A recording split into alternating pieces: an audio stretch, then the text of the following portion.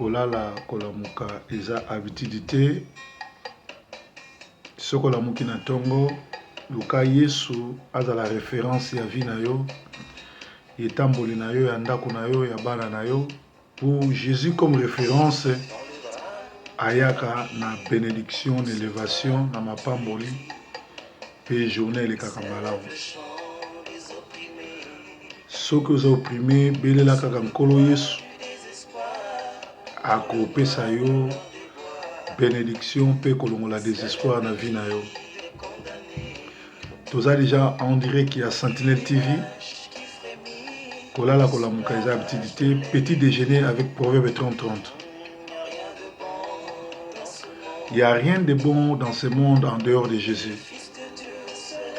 Le Fils de Dieu s'élève au cri de ceux qu'il aime. D'une main qui sauve et qui relève, au fond de la détresse, il fait tomber le stress et les chemins tortueux se redressent. Aucune circonstance ne peut rester constante devant la main puissante et agissante de Jésus. Jésus, ma référence. Jésus qui est ma référence. Jésus, ma préférence. Le sujet de mon espérance. Jésus a la sujet espérance na yo chaque tomo soko la moki. À part Yesu référence mususu ezate ndeko na ngai. Soko la moki oza na bomoy kumisa nkolo po aza nzambe na yo. Oh Jésus, Jésus, Jésus. Oh Jésus, Jésus, Jésus. Tongo alelo eza tongo moko epambolami po Nzambe asali biso susu bolamu na kopesa biso pema na ofele. Kende na Suisse okomona bato boni bazopema na bonbon. Me yo na nga tozopema sans komela kisi. Topesa ye merci po aza Nzambe malamu.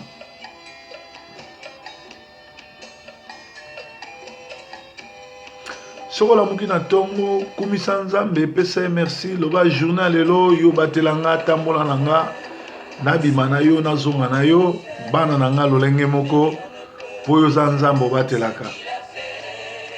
Loboko no mobali liboso na ba famille na biso, loboko no mobali liboso na vie na biso, plan nyonso ya monde de ténèbres, ya ba accident, ya ba lettre mabe, ya ba to somi batamite ya mabe ezala nul sans effet. Aucune circonstance peut rester constante devant sa main puissante et agissante. Jésus la référence, il est digne de révérence. Jésus ma préférence, le sujet de mon espérance. Bien-aimé, na ba kombo nyonso mokili kombo epesemeli ba démon ba fukama ba problème fukama eza kombo na Yesu. Soki problème no eza na kombo yebisa yango fukama liboso na kombo na Yesu. Tongo alelo ezala tongo ya bénédiction, tongo alelo ezala tongo mapamboli, esika nyonso kotambola loboko na Nzambe ezala na yo, Nzambe abatela yo, Nzambe anetola yo, Nzambe azala malamu. Topesi Nzambe merci na kobatela biso na tongo na lelo. Topesi Nzambe merci na kozala na biso na tongo lelo. Topesi Nzambe merci tolamuki malamu. Pe totiki ba nzela na biso na maboko ya Nzambe po Nzambe azali mpole na biso. Makambo nyonso koyela biso tokobatama na se ya mapipi ya kombo na Yesu to na bapota na ye na Golgotha esika alobaki tout est accompli. Bato ebele babengi, bato ebele bazo kokoma, bato ebele bazo lela. Pe lelo oyo ezala na net, na télévision un peu partout. Bato bazo lela. Ezana mukolo moko te elekaka sans que scandale salama. Ya ba faux pasteur, ya ba pasteur, ya lokuta, ya ba pasteur sataniste, ya ba pasteur ya bal. Pe Yesu alobelaki déjà likambo, alobi ete scandale kuya, mais malheur na oyo akozala auteur ya scandale ezala na lingomba, ezala na église, ezala na communauté. Lelo ezoleka mokolo moko te kombo na nzambe eza kofingisama na basoi-disant basali na nzambe. En réalité, toza na deux sortes ya basali na nzambe. Toza na basali na nzambe oyo nzambe abengi ya solo, oyo nzambe apona bango atindi bango na kati ya bawana bamisusu basombami na siècle oyo likolo ya lokoso, likolo ya koluka kokoma grand, azalaki apele nzambe moto abenga ye me ateki bokonzi na ye lokola ndenge Esau asalaki likolo ya babien matériel. To wana kutu nzambe ye moko ayebi ndeni ya kosilana na bango mpo ye moto abenga ye bango.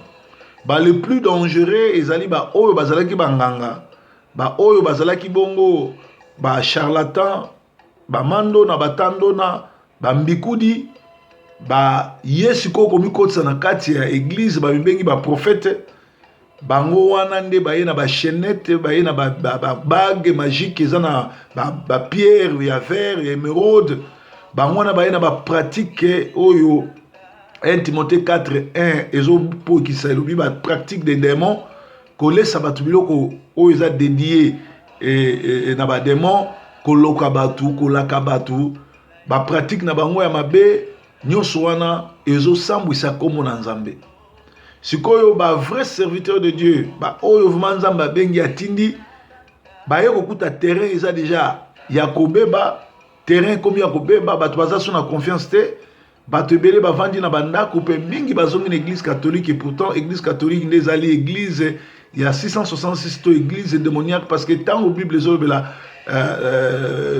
les lettres dans les chiffres 666, les grands dragons, l'ancien serpent, ezali nde église catholique. Et bien aimé, boye bango que toujours kende lentement et sûrement vers ba accomplissement ya ba prophétie ya parole en nzambe. Nyonso o Bible loba to komi pembeni ya suka mwana na nzambe to Yesu Kristu, Yesu nzambe azana nzela azoya o to benga ngo embarquement immédiat et ko salama Yesu akotelema nakati ya mapata ba oya ye ba kolanda ye lokola ema pe mokili turbulation to grande turbulation ekobana. Bien-aimé na ngonga oyo eza très important opona église ya malamu, opona mosali ya nzambe ya malamu. Soki yo olandi ba fantaisie, olandi ba aventure, olandi ba pratique ya ba démoniaque, mukolo ya suka okolela, parce que mukolo ya suka okozala bongo na kati ya lifelo. Sorry. Allô? Bonjour. Ouais. Ok. Ok. En tout cas, les gens là où ils sont au lobby. Ok, sikoyo naza en pleine émission de Mobenginga. Soki na silisi nazo benga yo dans 30 minutes. D'accord, merci. Nasi sana be benga dans 30 minutes. Songa na bengi yo te calculer sikoyo 30 minutes obenginga. Ok, merci Mingi. À tout à l'heure. Ok, merci. Merci. Bolimbisi bato bazo benga belé, bato baza na posa okuta na proverbe parce que maté ya partout nazo leka et kamusi bato basepeli, bato moko ayebsinga bi pasteur na kanisa eka ke breaking news na petit déjeuner ezalaka ba masolo banini mele na ye, en tout cas na komisi nzambe po oza na molimo wa nzambe po makambo ozoteya toyoka ba Bartimée, toyoka nano étoile te, toyoka nano jeune homme riche te, toyoka ba mateya wana te, donc eza grave. Alors vendredi oyo toko parler sur Jésus-Christ le second arche. Yaka na église Liziba eza dernier vendredi nanga, parce que dimanche na aussi sa deuxième semaine ba pesa kinga pe na ko mouver côté à Pantin. Donc eza important de konanga obenga numéro nanga eza na C, oya numéro nanga zela na pesa mo pona za na ngona mutute. Numéro à Paris ezali 075 83 19 104. Na répondre 075 83 19 104. Wana numéro ya proverbe yemoko ya lika. Bino benga ngo lika biso benga ngo laika. obengi awa. Mais soko lingi kozwanga na Viber et panabino to na WhatsApp obengi na numéro na Angleterre 0044 74 donc 74 240 23 933. Donc tous avons le bakezana mukolo moko te scandale ezoleka te basali na nzambe bazo décevoir basali na nzambe bazo sala mabe lelo oyo ba grand violeur eza basali na nzambe lelo oyo ba grand escroc comme basali na nzambe lelo basali na nzambe bazo sala ba inceste ko bima na ba mama na bana au vie aussi de tout le monde. Mais bandeko na ngabo e bango ke basali na nzambe nyonso baza mabe te ya malamu bazali. Moi je crois beaucoup plus que ça ba ndiminde ba mabe bandimi bakomi ba fanatique bazali bongo envoûté aveuglé bazoluka ko sentir ko yeba souste qui est vrai qui est mauvais mais biso to ko lembaka te ko condamner ba pasteur amabe ba pasteur ya soloka. Alors lelo oyo tozobela li dossier ya Jonas na mukanda na Jonas bazoyebisa biso Jonas azali bongo mosali na nzambe ya solo oyo nzambe atindi akene na Ninive. Mais Jonas a mati na masuwa aboyi kokende na Ninive azokende na Tarsis. Nakosa yote histoire wana boyebi yango Bible ezoloba ke Jonas le akoti na masuwa ba marchandise ya ba commerçant to ezalaki na kati ya masuwa babwakaki yango na mai peye Jonas akendaki kobatama na nkobe le bamoni vague mbonge mupepe ezomema masuwa babandi kotala na bango nani ameme biso malédiction awa. Et boyebi histoire ndenge sukaki bakende kokuta mutu moko abatami na se ya nkobe na cave ya masuwa aye kondimake yende Jonas atombokeli nzambe atindaki ye kote mosusu albi bobwaka nga na mai makambo na bino kosila e babwakaki Jonas na mai baleine ememi ye eke kodepose ye esika oyo ye aboyaki pe akende koteya sango malamu na Ninive. Bien aimé lelo pe eza na bato ebele bazoleka na ba problème. Jonas elakisi mosali na nzambe. Mosali na nzambe toza na deux sortes basali na nzambe. Oyo nzambe abengi oyo batikali na vision na ba oyo batombokeli nzambe. Neti Jonas azaki un vrai serviteur de Dieu. Nzambe mutabengi ye, nzambe mutatindi me ye aboyi kosala volonté ya nzambe. Alors Jonas peut akoki kozala un faux serviteur de Dieu, un faux ozo travailler na kombo nzambe.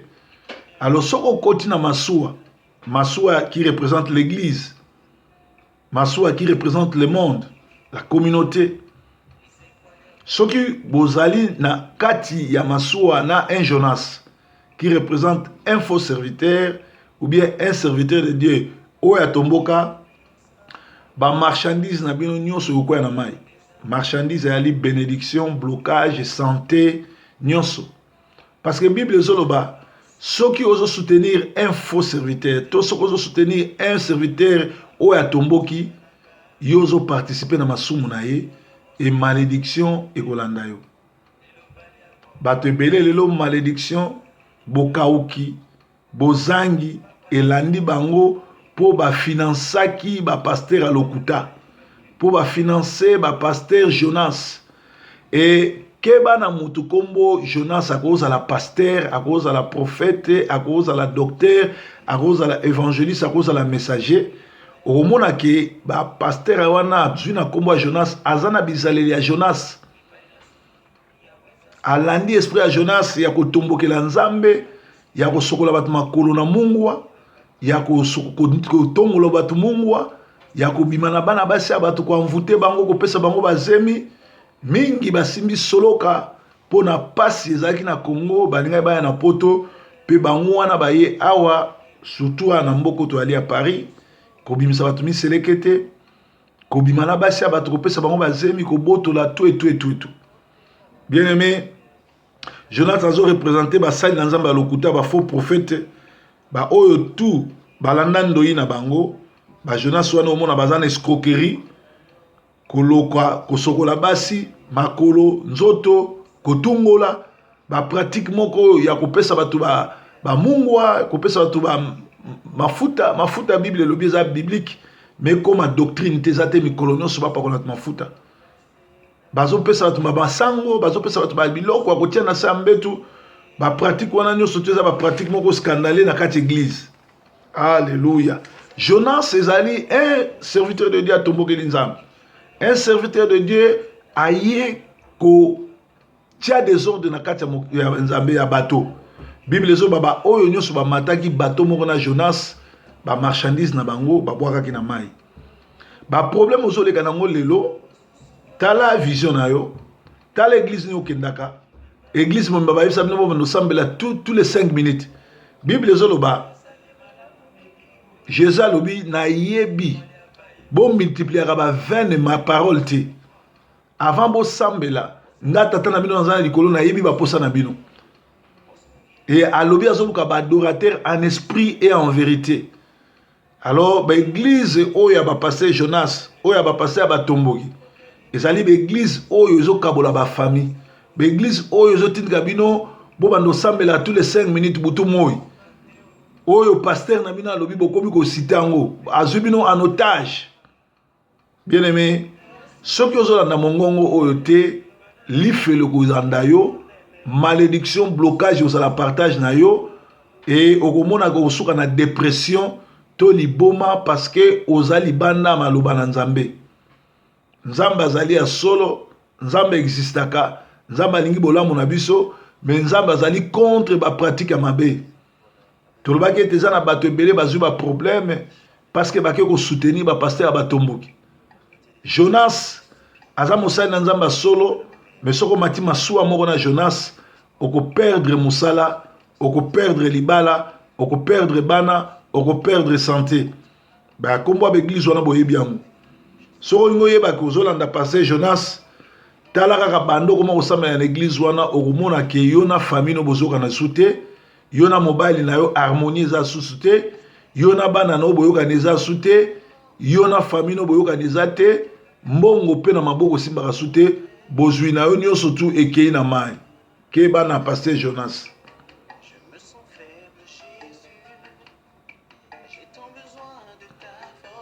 Nous avons besoin de la force de Jésus. Jésus est notre seul espoir.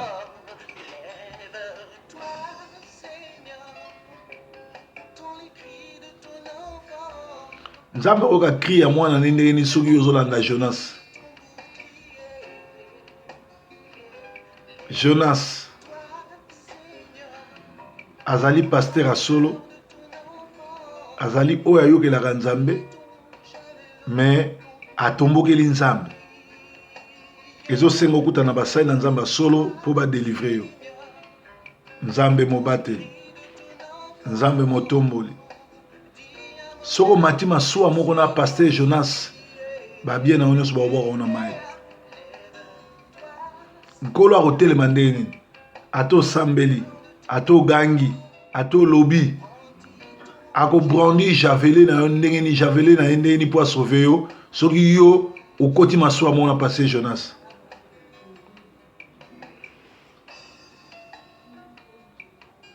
Kolala kola mokeza habitude. Nzambe nanga pambola bino vendredi à lelo ezala vendredi à bénédiction parce que petit déjeuner to banango lundi ti vendredi pe to kuta na susu lundi ezoya na petit déjeuner mususu. Nzambe alingi bino, Nzambe atindi basali ya solo esengeli oyeba esika ni ozokende osambela, esengeli oyeba pasteur ni yozolanda, esengeli oyeba pasteur oyo yozolanda révélation eza nini. Mususu akoyelo Bible azotanga ngo lokola kwaku. Bible ezoba la lettre tue, c'est l'esprit qui vivifie.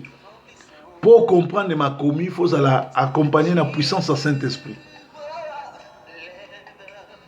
Wanane Nzambe a se lever, pe a sala minene na bomo na yo. Akoloba na âme no ke yaza bouclier na yo.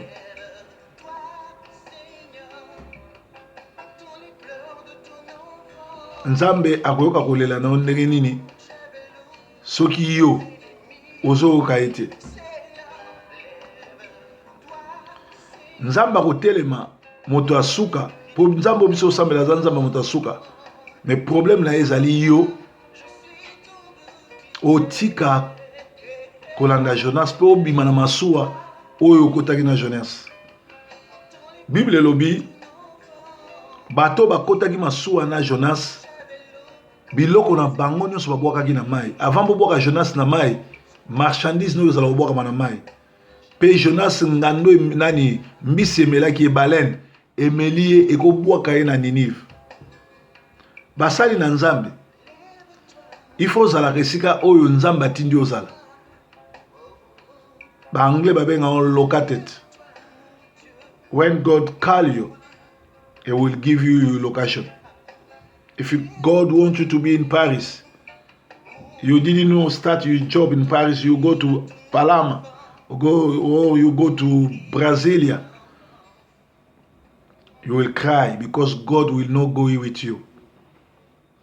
God's waiting you in Paris, you're supposed to be there where God is waiting for you. Location est très important dans Moussala Nzambe. Soki Nzambe atindi yo na Ninive, oke na Tarsis, okolela. Mais soko zali esika Nzambe atindi yo, okomona loboko na Nzambe. Yahweh asembola loboko na ye, atelema na nkembo, kati na bomoi na biso. Ye komo sungi na bato asunga yo obima na masuwa ya Jonas. Soki ozopesa mbongo na yo epa Jonas, na yo sibino bien ke masuwa ezali église, ezali vision. Soko koko kota na masuwa to vision o Jonas azali, okopesa mbongo na yo ozali tomba te. Ti ozala freiner